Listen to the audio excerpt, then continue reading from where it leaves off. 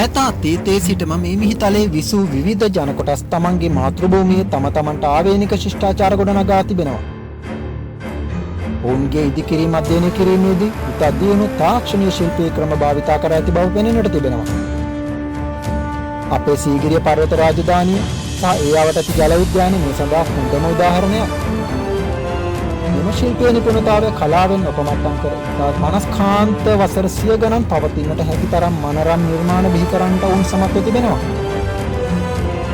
මධ්‍යම දකුණු ඇමරිකානු මායා ශිෂ්ටාචාරය, දකුණු ඇමරිකානු ඉන්කා ශිෂ්ටාචාරය, මිසරය, ආසියාවේ මොහෙන්දජාරෝ හරප්පා ඊට කදිම උදාහරණ වෙනවා. වර්තමාන තාක්ෂණික ලෝකයට අභියෝග කරන එවන් ශිෂ්ටාචාරයන්ගේ නෂ්ටාවශේෂ ලෝක පුරා විවිධ රටවල අදටත් දකින්නට ලැබෙනවා. ඒ ස්ථාන 6ක සංස්කරණය කළ වීඩියෝ පෙළක් අප ඔබට ගෙන එන්නයි මේ සූදානම.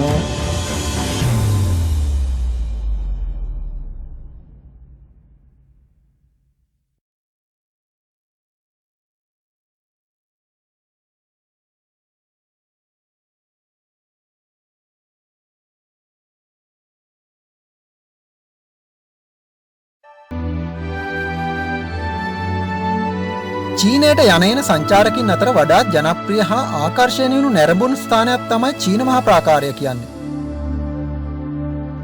මේ ඉදිකිරීම හා එහි අධිරාජ්‍ය වූ ක්වීන් ෂී හුවාන් විසින් කොහොම වුණත් මේ වෙනට ඉන් ඉතිරි ඇත්තේ දස් සුළු ප්‍රමාණයක්. 1368ත් 1644ත් අතර රජකම් කළ මින් අධිරාජ්‍යයේ බිහිවීමත් සමග නැවත මෙහි වැඩ කටයුතු ආරම්භුණු අතර පෙරට වඩා ශක්තිමත් වන ලෙස ගඩොල් සහ ගල් යොදා ගනිමින් ඉදි කරලා තියෙනවා.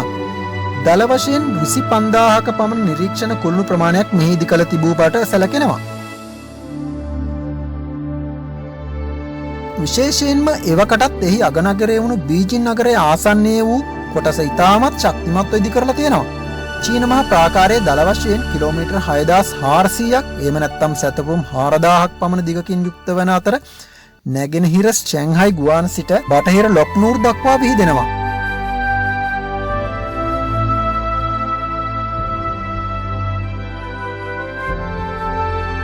මෙහි දල හැඩේ ආරුක්කු ස්වරූපයක් ගන්න අතර එය ස්ථානීය වශයෙන් අභ්‍යන්තර මොංගෝලියාවේ දකුණු මායිම සලකුණු කරනවා.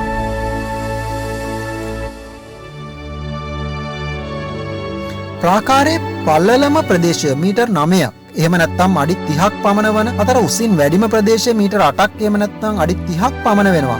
ඔබ දන්නවද? මේ තාප්පය ඉදි කිරීමේදී ලක්ෂ 4ක් පමණ මියගිය බව සඳහන් වෙලා තියෙනවා. මෙම කම්කරුවන්ගෙන් බොහෝ දෙනෙකුගේ සොහොන් බිම ලෙස දේහයන් මේ බිත්තියම වලලාලා තියෙනවා. අද මහා ප්‍රාකාරයේ සාමාන්‍යයෙන් මානව ඉතිහාසයේ වඩාත් ආකර්ශනීයම වාස්තු විද්‍යාත්මක ජයග්‍රහණයක් ලෙස පිළිගැනෙනවා. 1987 දී යුනෙස්කෝ ලෝක උරුමයක් ලෙස නම් කළ මහා ප්‍රාකාරය පිළිබඳව 20 වන සියවසේ මත වූ ජනප්‍රිය ප්‍රකාශයක් වන්නේ අභ්‍යවකාශයේ සිට පෙනෙන ලෙසට මිනිස් අතින් සාදන ලද එකම ඉදිකිරීමේ බවයි.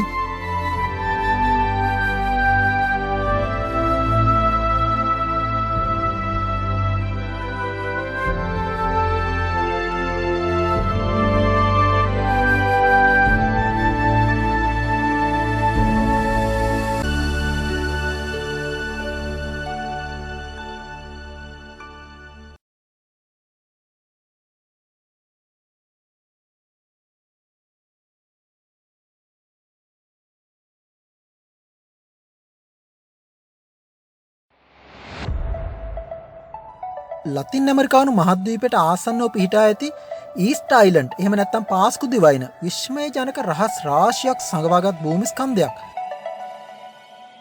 වර්තමානයේ වෙන විට එහි සොයාගෙන ඇති විවිධ දේ ඔස්සේ එහි ඉතිහාසය ගවේෂණය කරන විට දිනෙන් දින හෙළිවන අතීත ජන සමාජවල චමත්කාර ජනකයි.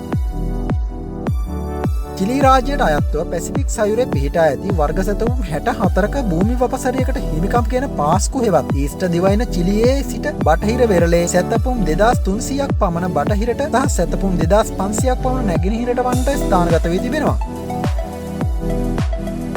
ඈත අතීතයේ මෙය හඳුන්වා ඇත්තේ රපානූයි වශයෙන්. එකල එහි ජීවත් වූ වැසියන් රපානූයි ජනයා ලෙස හැඳින්වුවා.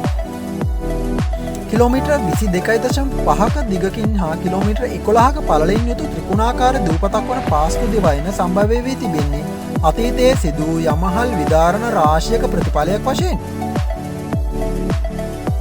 රපානූයි හෙවත් පාස්කු දිවයිනේ මුල්ම ජනාවාසකරණය සිදු වී තිබෙන්නේ ක්‍රිස්තු වර්ෂ 300 400 අතර කාලයේදී. මෙම දිවයිනට මුලින්ම පැමිණි ජන කොට්ටාශය පොලිනීසියානුවන් වෙනවා. ක්‍රිස්තු වර්ෂ 1722 දී ඕලන්ද ජාතික දේශ ගවේෂකයින් රපානෝයි දිවයිනයට ගොඩබට අතර 19 වන සියවසේදී ඒ දේශපාලනිකමය වශයෙන් චිලි ප්‍රදේශයට අයත් වුණා. වර්තමානය වෙනුවට මේ දිවයින ලොව පුරා සංචාරකයන්ගේ තෝතැන්නක් බවට පත් වී තිබෙනවා. රපානෝයි දූපතේ ආදිතම වැසියන්ගේ සංස්කෘතිය හොඳින්ම විදාපාන සාධකයක් වන මොආයි ප්‍රතිමා රාශියක් අදටත් එහි පිහිටා තිබෙනවා. ගණනින් 900ක් වන යෝධ ශෛලමය ප්‍රතිමාවන මේවා දූපතේ විවිධ ස්ථානවලින් හමු වී තිබෙනවා. ගිනිකඳු විදාරණයේ ප්‍රතිඵලයක් ලෙස විසිරී යන අලු තැන්පත් වීමෙන් තැනුණු ගල් ස්පටික යොදාගෙන තනා ඇති මේ මිනිස් සිරුරු වල සාමාන්‍ය උස මීටර 4ක් පමණ වන අතර බර ටොන් 13ක් පමණ වෙනවා. මේවා සමහරක් අහු නැමැති ශෛලමය පළක මත තැන්පත් කර තිබෙනවා. ඒවා උන්ගේ පැරණි නායකයන් සිහිපත් කිරීමවත් සිදු කරලා සොහොන් පළක ලෙස සැලකෙනවා. මේ ප්‍රතිමාවල විශේෂත්වය වන්නේ මේ සියල්ලම ප්‍රති ප්‍රමාණයෙන් විශාල හිස් සහිතව නිර්මාණය කර ඇති බව හා ඒවා හමුවන විට සියල්ලම පායේ සාගරයට පිටුපා ගොඩබිම දෙස බලා සිටිනා නිර්මාණය කර තිබීමයි. පසු කලක මේවා ඉදිරී වැටුණද වර්තමාන වෙනට නැවත නගා සිටුවා තිබෙනවා. ක්‍රිස්තු වර්ෂ 1995 දී මේ ප්‍රතිමා යුනෙස්කෝ ලෝක උරුමයක් ලෙස නම් කරන ලද නමුත් මේවා කුමක් අරබයා කවුරුන් නිරූපණය වන පරිදි නිර්මාණය කරන ලද ප්‍රතිමාද යන තවමත් විවාදිත මට්ටමෙහි පවතිනවා. බහුතරය ක්‍රිස්තු වර්ෂ 13ත් 15 සියවස් අතර නිර්මිත ලෙස සැලකෙන මේවා සෑදීම සඳහා විශාල ගල් කුටි ප්‍රවාහනය කිරීම මෙන්ම සියුම්ම නිර්මාණය කිරීමට රපායුණු වැසියන් විශේෂ තාක්ෂණික විධික්‍රම යොදා ගන්නට ඇති බවත් එනයින් ඔවුන් සතුව ඉහළ තාක්ෂණයක් තිබූ බවත් නිගමනය කළ හැකියි. මෙහි අමුවන විශාලම ප්‍රතිමාව අඩි 32ක් තරම් උසකින් යුක්ත වන අතර තනි ගල් කුට්ටියකින් තනා ඇති මෙහි බර ටොන් 82ක් තරම් වෙනවා. වර්තමාන තාක්ෂණයට අනුවත් මෙවැනි ගල් කුට්ටියක් හැසිරවීම අසීරු කාර්යයක්. පාස්කු දිවයින වෙත සංචාරය කරන්නෙකුට එරට ජාතික උද්‍යානයේ පිහිටා ඇති මොආයි ප්‍රතිමා නැරඹීම, ටොන්ගා කිරි සිට හිරුයිදාව නැරඹීම, අනකනා මුහුදු වෙරළේ කාලය ගත කිරීම, දිවයින වටා පාපැති සවාරිවල නිරත වීම ඇතුළු බොහෝ ක්‍රියාකාරකම් වල නිරත විය හැකියි. මීට අමතරව පපාවකාහි පැරණි ශිලා කැටයම් නැරඹීම, ටායි සිට ඉරු බැසීම නැරඹීම මෙන්න සාම්ප්‍රදායික ජන නැටුම් නැරඹීමද මෙහි යන්නෙකුට සිදු කළ හැකි ක්‍රියාකාරකම් වෙනවා.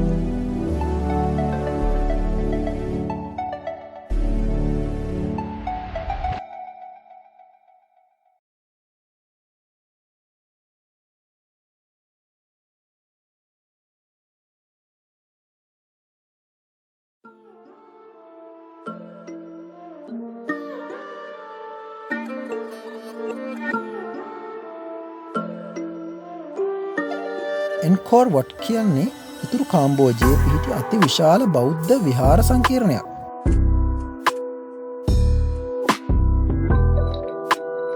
එය මුලින් ඉදි කරන ලද්දේ 12 වන සියවසේ මුල් භාගයේදී හින්දු කෝවිලක් ලෙස.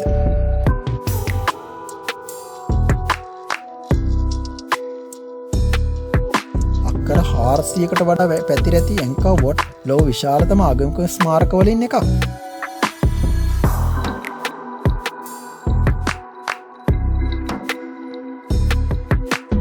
මුලින් හින්දු දෙවියෙකු වුණු විෂ්ණු දෙවියන් වෙනුවෙන් කැප කළ එන්කෝර් වට් 12 වන සියවසේ අගවන විට බෞද්ධ විහාරස්ථානයක් බවට පරිවර්තනය කර තිබෙනවා. එය තවදුරටත් දේවස්ථානයක් නොවූ අතර 1970 දී කමර් රෝජ් පාලකයන්ගේ අත්නොමතික පාලන කාලය තුළ සිදු වූ ගැටුම්වලදී එයට සැලකිය යුතු හානියක් සිදු වී තිබෙනවා.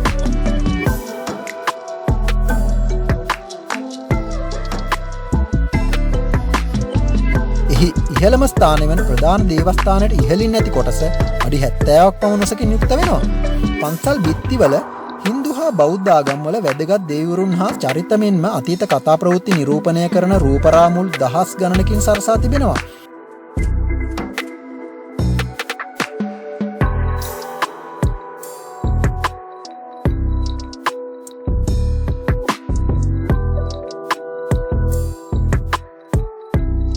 කමර් භාෂාවෙන් එන්කෝර් වට් යනු පන්සල් නගරය කියන තේරුම. ඉතිහාසඥයින් සඳහන් කරන්නේ 1113 සිට 1150 දක්වා කාලය තුල පාලනය කළ දෙවන සූරියවර්මන් අධිරාජයා විසින් ඔහුගේ අධිරාජ්‍යයේ රාජ්‍ය විහාරස්ථානය සහ දේශපාලන මධ්‍යස්ථාන ලෙස ඉදි කර ඇති බවයි.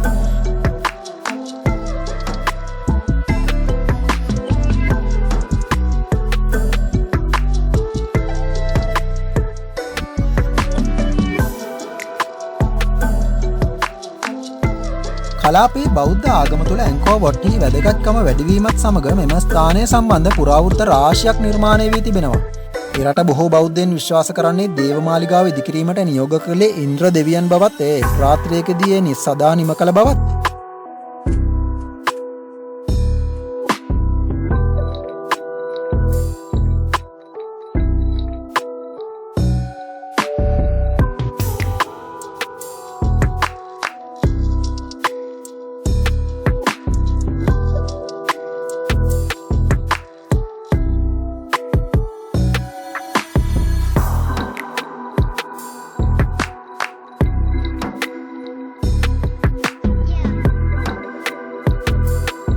හින්දු හා බෞද්ධ ආගම්වල සඳහන් වන මහාමේරු පර්වතය නිර්මාණය කිරීමට දේවමාලිගාවේ සැලසුම්කරුවන් උත්සාහ දරා ඇති බව පෙනෙන්නට තිබෙනවා. අඩි 15ක් උස තාප්පයක් සහ පුළුල් දියාගලකින් වට වී ඇති නිසා නගරය සහ පන්සල සතුරු ආක්‍රමණ වලින් ආරක්ෂා වී බොහෝ කාලයක් පැවතී තිබෙනවා. කෙසේ වෙතත් එකල සම්ප්‍රදායට අනුව නගරයේ පිටද බිත්ති හා දේවමාලිගාව පමණක් වැලිගල් වලින් සාදා ඇති අතර ඉතිරි කොටස් ලී හා වෙනත් කල්පවතින ද්‍රව්‍ය වලින් සාදාගෙන තියෙනවා. එබැවින් ඉතිරි වැත්තේ පන්සලේ සහ නගරයේ බිත්තිවල කොටස් පමණයි. එසේ වුවත් මාලිගාව තවමත් තේජාන්විතව නැගී සිටිනවා.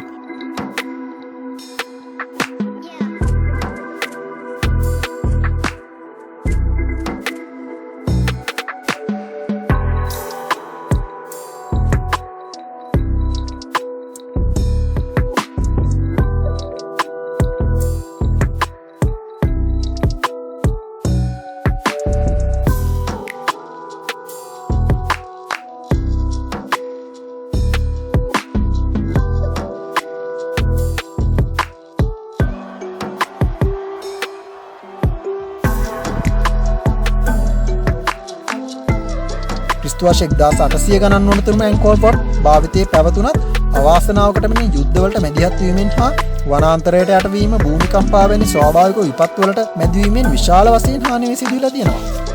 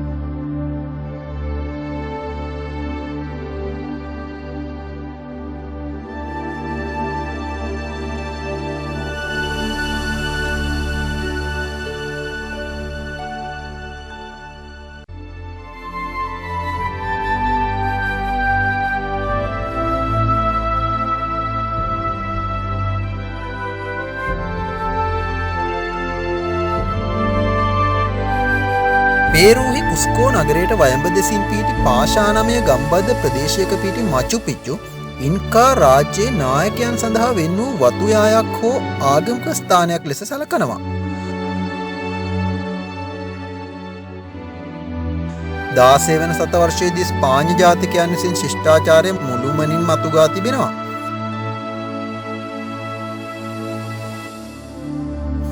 1911 දී ඇමරිකානු පුරාවිද්‍යාඥ ඔලොගිස් හිරාම් බින්ග්හැම් විසින් මෙම ස්ථානය සොයා ගන්නාතුරු අතහැර දැමූ මේ බලකොටුවේ පැවැත්ම ගැන දැන සිටියේ ඒ ප්‍රදේශයේ ගොවිතැන් කටයුතු කරගෙන ගිය ගොවියන් පමණයි.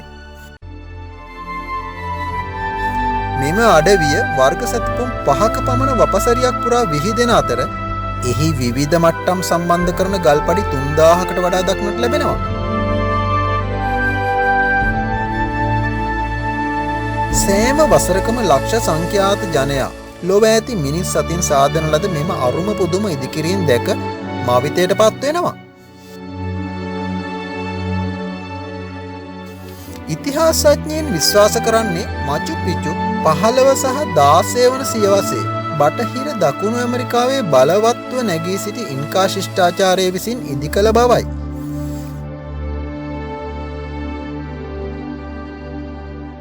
ස්පාඤ්ඤය ඇතුළු යුරෝපීය ජාතිකයන් දකුණු ඇමරිකාවේ එක් ප්‍රදේශ අත්පත් කරගත් නමුත් ඔවුන් මෙම කඳුමුදුනට ළඟාවීමට සමත් වී ඇති බවක් නොපෙනේ.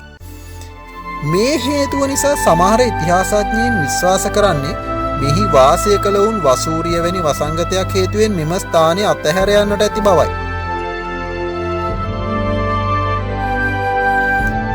1911 දී ඇමරිකානු පුරාවිද්‍යාඥ ඔලොගිස් හිරාම් බින්ග්හැම් කුඩා ගවේෂක කණ්ඩායමක් සමග පේරු වෙත පැමිණුණේ සුප්‍රසිද්ධ බලකොටුවක් වුණු විල්කබාම්බා සොයා ගැනීමටයි. එහිදී ස්වදේශීය ගොවියෙකුගෙන් ලද තොරතුරක් මත 11 හැවිරිදි කොළු ගැටයකුත් සමග මෙම ස්ථානයට යා හැකි ප්‍රවේශ මාර්ගය සොයාගත්තා. බින්ග්හැම් මෙම සොයා ගැනීම ගැන ලොවට එළිදරව් කළේ The Lost of Incas නම් කෘතිය පළ කිරීමෙන්. එතැන් සිට පේරු වෙත විශාල වශයෙන් සංචාරකයන් ඇදී එන්න පටන් ගත්තා. උපායශීලීව බින්ග්හැම් මෙහි ඇති වටිනා වස්තු වැඩිදුර පරීක්ෂණ සඳහා යේල් විශ්වවිද්‍යාලයට ගෙන ගියා. ඔහුගේම ක්‍රියාවන් අවසන් වූයේ පේරු රජය විසින් නඩු පවරා එම බාණ්ඩ ආපසු බාර දෙන ලෙස ජනාධිපති බරක් ඔබාමා සමග ගිවිසුම් ගත වීමෙන්.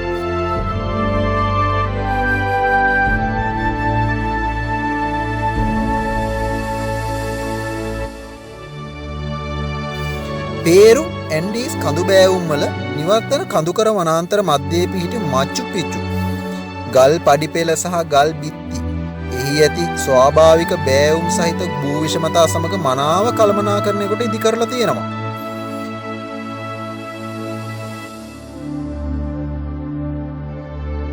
මෙහි ඇති වාරි මාර්ග සහ මහා මාර්ග පද්ධතිය ඉන්කා ශිෂ්ටාචාරයේ වාස්තු විද්‍යාත්මක කෘෂිකාර්මික හා ඉංජිනේරු දක්ෂතාවය මනාව විදහා දක්වනවා.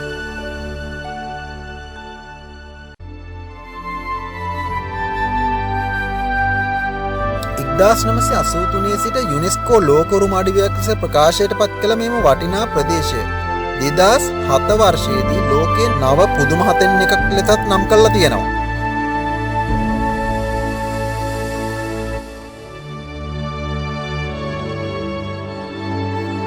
තවත් වැදගත් කරුණක් වන්නේ ලොව වඳවීමේ තර්ජනයට මුහුණ දී ඇති ශාක හා සත්ව විශේෂ ගණනාවකටම වාසභූමිය වන්නේත් මෙම ප්‍රදේශය වීමයි.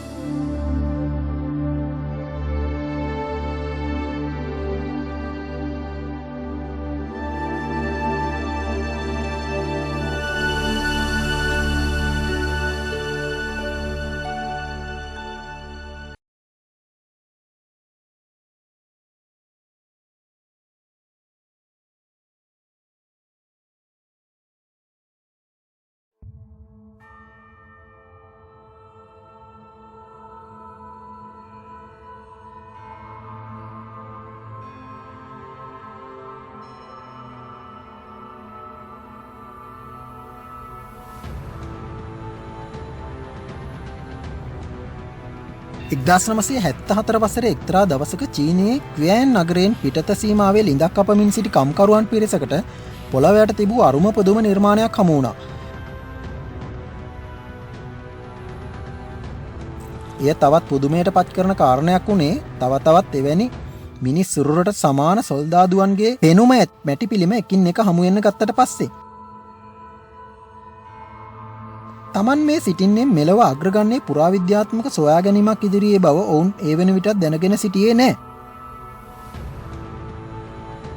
සන්නද්ධ සෙබළුන්ගේ ඇඳුම් පැළඳුම් වලින් සමානකම් තිබුණත් මුහුණුවල ස්වරූපය එකිනෙකාට සමාන වුණේ නැහැ. ඒ කියන්නේ මේවා වෙන වෙනම තනිව නිර්මාණය කර ඇති බව තමයි ඒකෙන් හැඟෙන්නේ.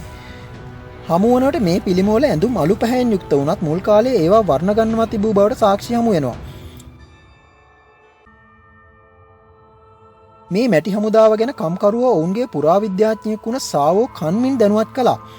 පසුව සාවෝ මේ නටමුන් ගැන සත්‍ය සොයා තමන්ගේ කණ්ඩායමක් එක්ක කැණීම් ආරම්භ කළා. දහස් ගණන් සොල්දාදුව පොළොවට ඉදි කළ විශාල අගල් තුල හමුදා සේනාංකයක් ලෙස තැන්පත් කළ තිබුණා.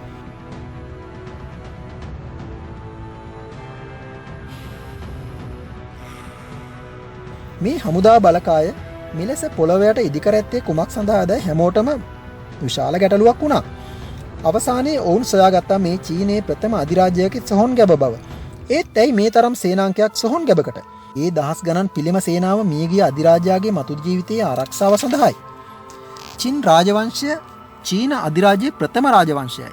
යින් සෙන් අධිරාජයා විසින් ක්‍රිස්තුපූර්ව 266 දී එවකට යුදවැද විසිර තිබූ රාජ්‍යයන් එක් කරමින් චීන අධිරාජ්‍ය ගොඩනගෙන විට ඔහුගේ වයස අවුරුදු 13ක්. සුප්‍රසිද්ධ චීන මහා ප්‍රාකාරය ගොඩනැගීමේ ගෞරවය හිමියන්නේත් මෙම අධිරාජ්‍යයට. ඔහුගේ රාජ්‍ය ප්‍රාප්තියත් සමගම මෙම සොහොන් වලවල් නිර්මාණය කිරීමට සේවකයන් ලක්ෂ 7ක් පමණ යොදවා තිබෙනවා. එහි කටයුතු අවසන් වී ඇත්තේ ක්‍රිස්තුපූර්ව 209 දී ඔහුගේ මරණයනොත් පසුවයි. රන් රිදී මුතුමැණික් රසදී ආදී වටිනා සම්පත් සමග මෙම විශාල සොහොන් වලවල් නිර්මාණය කිරීමෙන් ජින් සෙන් අධිරාජයා බලාපොරොත්තු ඇත්තේ මියගිය පසුත් තමාගේ සියලු සම්පත් භුක්ති විඳීමට අවකාශ ලබා ගැනීම. මේ වන විට සොහොන් අධිරාජ්‍යයේ පුරාවස්තුන් හා ඉදිකිරීම් වලින් සොයාගෙන ඇත්තේ ඉතා සුළු කොටසක් විය හැකි බව පුරාවිද්‍යාඥයන්ගේ මතය.